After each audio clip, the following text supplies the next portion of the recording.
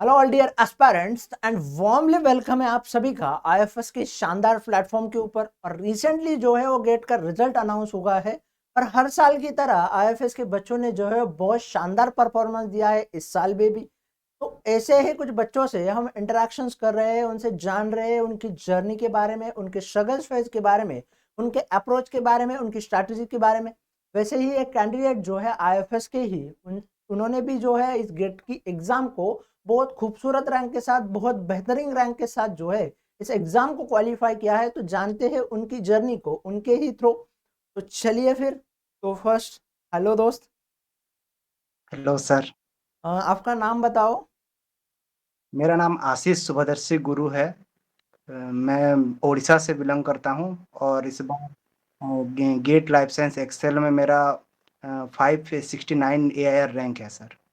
ये rank achieve करना एक बहुत बड़ी बात है दोस्त, क्योंकि 539, 539 नहीं ना।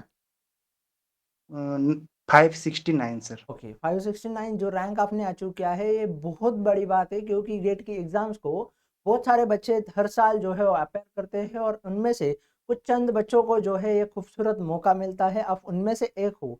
तो पूरे आईएफएस फैमिली की तरफ से, पूरे फैकल्टी पैनल की तरफ से, तो फर्स्टली मैं आपका बहुत कॉन्ग्रेचुलेशन करना चाहता हूँ। Thank you sir. ठीक है। तो फिर आपका ये जो जर्नी रहा एक एस्पिरेंट से लेके क्वालिफिकेशन की तरफ, तो जब आपने रिजल्ट देखा आपकी गेट का और उसी के साथ साथ जब आपको रैंक दिखा, तब आपकी फीलिंग क्या रही थी? इतना एक्सपेक्ट नहीं किया था सर, क्योंकि वो जब रेस्पॉन्स शीट भी आया था तो जनरल एप्टीट्यूड के बहुत सारे क्वेश्चन रॉन्ग हुए थे। फिर तो रिजल्ट का इंतजार कर रहा था तो तुरंत आ गया, तो मैं देख के थोड़ा खुशी आ गया कि पिछले 2 बार भी अटेम्प्ट दिया था लेकिन उतना अच्छा रैंक नहीं आ पा रहा था। तो इस बार अच्छा आ गया तो अच्छा लग रहा है सर बस। फिर घर वालों का, फैमिली का, आपके दोस्तों का क्या रिएक्शंस था फिर इस रैंक के पास? सबका मतलब खुशी है सर, क्योंकि सब लोग चाह रहे थे कि 2 साल से ट्राई कर रहा था लेकिन रैंक अच्छा नहीं आ पा रहा था। तो इस बार थोड़ा अच्छा है तो सब खुश हैं सर। ओके, इस बार जो है अच्छा रैंक आ गया तो आप खुश हो। तो फिर सर मैं आपसे ये पूछना चाहता हूँ कि आपने जो है इस रैंक को हासिल किया है, इतने बेहतर रैंक को, तो इसके लिए आपने जो है वो बहुत कड़ी मेहनत भी की होगी कभी कभार। तो फिर मैं आपको हाँ उस एग्ज़ाम के प्रिपरेशंस की जर्नी को जानना चाहता हूँ। थोड़ा ब्रीफली बताओ, ताकि जो है हमारे जो भी नए एस्पिरेंट्स इस एग्ज़ाम के लिए प्रिपेयर करना चाह रहे हैं, तो उनको और अच्छे से क्लैरिटी आ जाए। सर, प्रिपरेशन की जब बात हो तो मैं सर CSIR नेट का प्रिपेयर कर रहा था, उसके साथ ही इसका भी प्रिपरेशन चल रहा था। और इसमें ज़्यादातर केमिस्ट्री और केमिस्ट्री अलग है जो डिफरेंट आ रहा है, नहीं तो लाइफ साइंस में बस सिलेबस सेम ही है। कुछ टॉपिक इधर उधर हो रहा है, बस केमिस्ट्री का पोर्शन ही एक अलग है जो हमारा CSIR के नेट में नहीं है और इधर है। तो उसके लिए थोड़ा एक्स्ट्रा प्रिपेयर करना पड़ा, और बाकी तो सेम ही था सर, CSIR नेट की प्रिपरेशन के साथ साथ ही कर रहा था। तो ऐसा ही था सर प्रिपरेशन। और बायो मेरा ऑप्शन पेपर था बायोकेमिस्ट्री और जूलॉजी। जूलॉजी मेरा खुद का बैकग्राउंड है तो इजी हो गया, और बायोकेमिस्ट्री के लिए थोड़ा प्रिपेयर करना पड़ा। जैसा आपने बताया कि आपका बैकग्राउंड जो है वो बायोकेमिस्ट्री और जूलॉजी का रहा है, तो फिर मैं आपका मतलब ग्रेजुएशन बायोकेमिस्ट्री और जूलॉजी में हुआ है क्या? नहीं सर, मेरा प्योर जूलॉजी है सर। जूलॉजी ऑनर्स में हुआ था मेरा, BSc और MSc भी। तो थोड़ी मुझे क्यूरियासिटी हो रही है आपके एजुकेशन की जर्नी के थ्रू, तो थोड़ा ब्रीफली एक्सप्लेन करोगे आपकी एजुकेशन जर्नी क्या रही थी? सर, मेरा जो BSc है जूलॉजी ऑनर्स से है, वो संबलपुर यूनिवर्सिटी करके यूनिवर्सिटी है उड़ीसा में, तो वहाँ से किया है। और जो मेरा मास्टर्स है वो गुरु घासीदास विश्वविद्यालय सेंट्रल यूनिवर्सिटी है बिलासपुर छत्तीसगढ़ में, वहाँ से मेरा मास्टर्स जूलॉजी में कंप्लीट हुआ है 2023 में। ओके, तो आपका मास्टर्स जो है वो 2023 में कंप्लीट होगा है। तो हाँ सर। 2023 से लेके 2025 तक मतलब आपका, आपने कुछ प्रिपरेशन ही किया या फिर उसके अलावा भी कुछ? सर, उस टाइम मेरे पास कोई ऐसा फेलोशिप नहीं था, तो मैं रिसर्च में जाने के लिए उतना कॉन्फिडेंस नहीं था, क्योंकि विदाउट फेलोशिप जाना थोड़ा मुझे अच्छा नहीं लग रहा था। तो प्रिपरेशन किया, IFS ज्वाइन किया, और उसके थ्रू 1 साल का अच्छे से प्रिपेयर किया। उसके बाद मेरा इस जून सेशन में JRF भी क्लियर हुआ है। उसके बाद गेट भी इस बार का दिया था, और ये अभी का रिजल्ट पब्लिश हुआ है सर। ओके, तो मतलब आपका सीएसआर भी अच्छे रैंक से क्लियर है क्या? मतलब जेआरएफ क्लियर है आपका? हाँ तो सर, आपको 255 है। आईएफएस ने क्या हेल्प की, मतलब इन जर्नी में? आप प्रॉपरली आईएफएस के स्टूडेंट रहे, आपने प्रिपरेशन आईएफएस के थ्रू की, फिर? देखिए सर, जैसे कि हम मास्टर कर कर लेते हैं, लेकिन बहुत सारे थ्योरी, प्रैक्टिकल और ऐसे क्लासेस के थ्रू हम उतना कंसेप्चुअल क्लैरिटी हमारा नहीं रहता, क्योंकि हम एग्जाम ओरिएंटेड होते हैं और मार्क्स लेके आगे बढ़ेंगे ऐसा सोचते सोचते खत्म हो जाता है, मतलब 2 साल।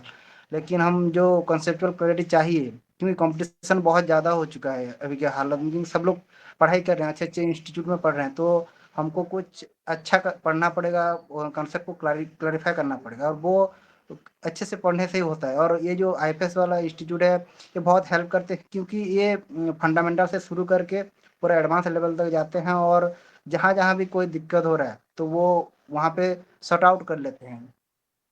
जैसे कि बायोकेमिस्ट्री वगैरह में पहले पहले बहुत डिफिकल्ट लगता है, लेकिन जब केसी सर पढ़ाते हैं तो बहुत, मतलब फ्लो फ्लो में बहुत सिंपल हो जाता है वो पढ़ने में, और मज़ा भी आता है। अच्छा, मज़ा भी आता है आपको।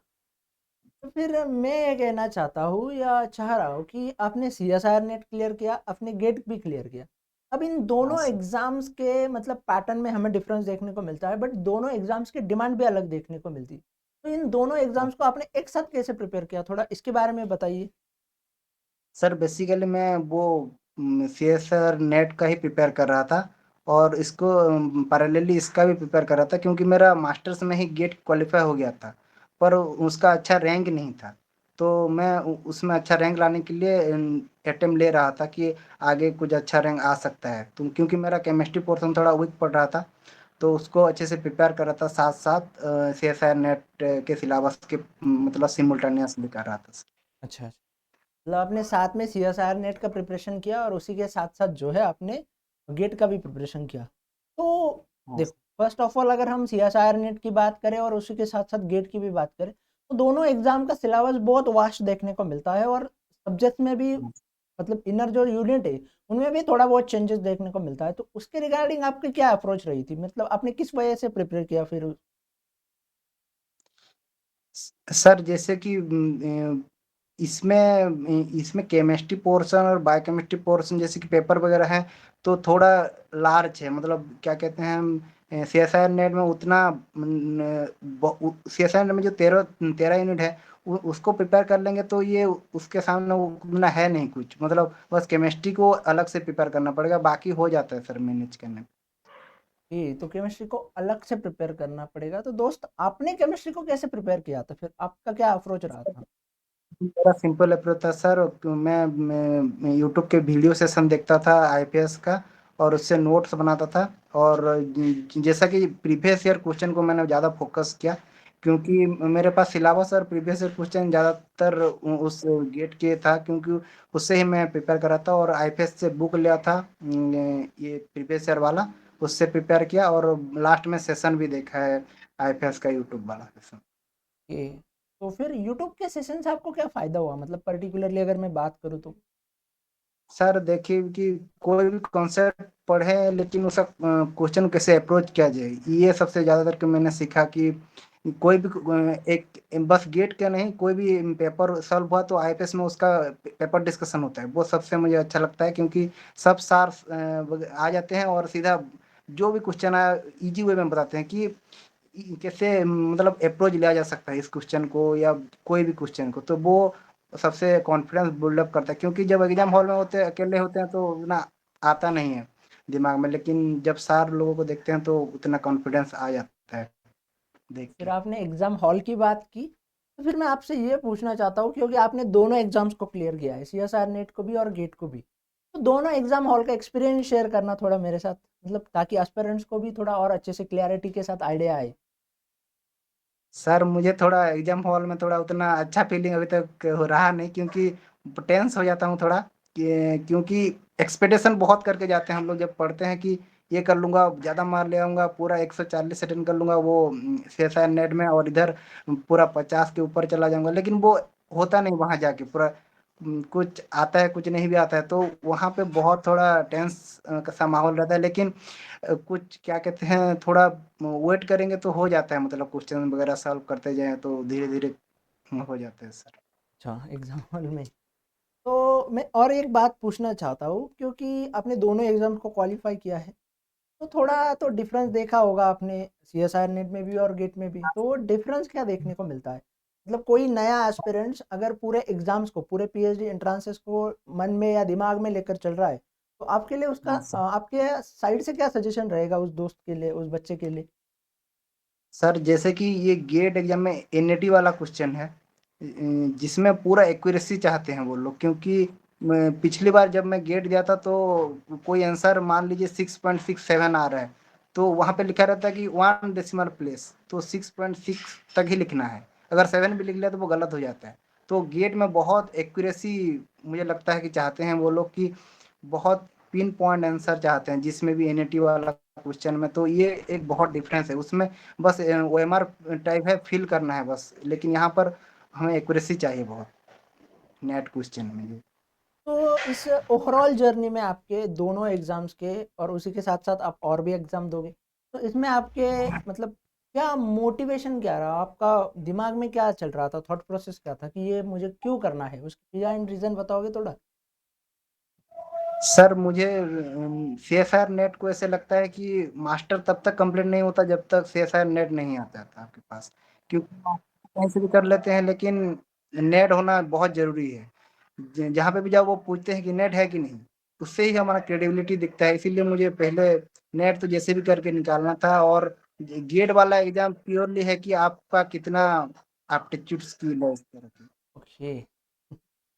तो फिर आपका मतलब ठीक है, आपका प्रिपरेशन बहुत अच्छा रहा। फिर आपने क्वेश्चन प्रैक्टिस की भी बात की।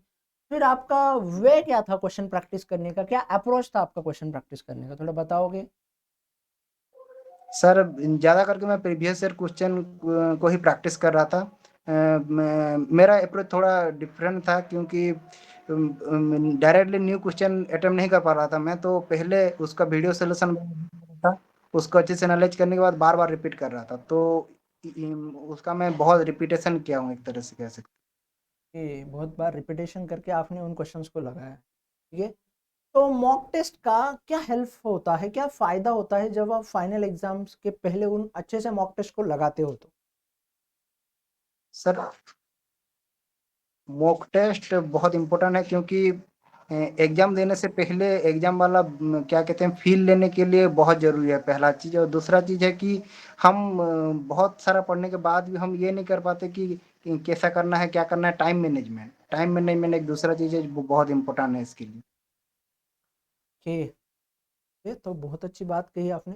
तो जो नए दोस्त प्रिपरेशन करना चाह रहे हैं मतलब गेट के लिए, सीएसआईआर नेट के लिए या डिफरेंस पीएचडी एंट्रांसेस के लिए, तो उनके लिए आपका क्या रहेगा? क्या सजेशन रहेगा? कि जैसे भी करके कंसेप्चुअल क्लैरिटी रहना चाहिए किसी भी चीज़ को। और जो भी पढ़ना है पहले से उसका सिलेबस देख लीजिए, और आईएफएस को ज्वाइन करिए। नहीं हो पा रहा तो यूट्यूब सेशन वगैरह ही देख लीजिए, उससे थोड़ा आइडिया मिल जाएगी कि क्या पढ़ना है क्या नहीं पढ़ना है।